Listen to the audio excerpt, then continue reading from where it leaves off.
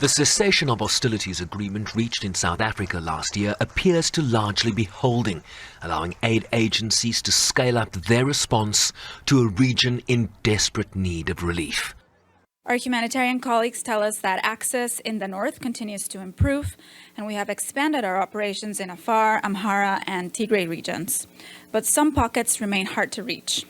Since the cessation of hostilities agreement in mid-November, more than 127,000 tons of food have been brought into Tigray, reaching more than 3.8 million people.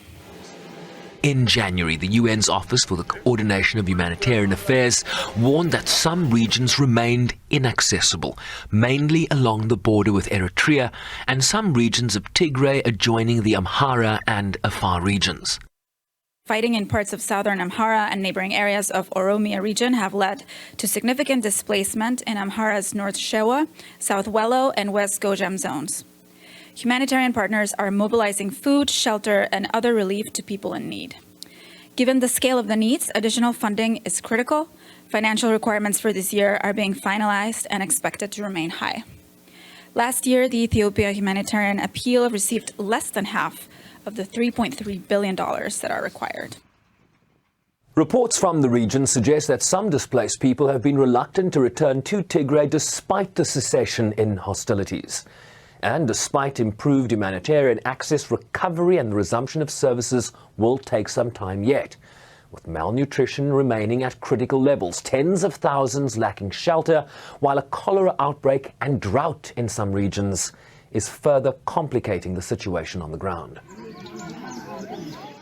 As high levels of need persist, we and our partners aim to reach 17 million people with food, water, health, and agriculture support, among other assistance.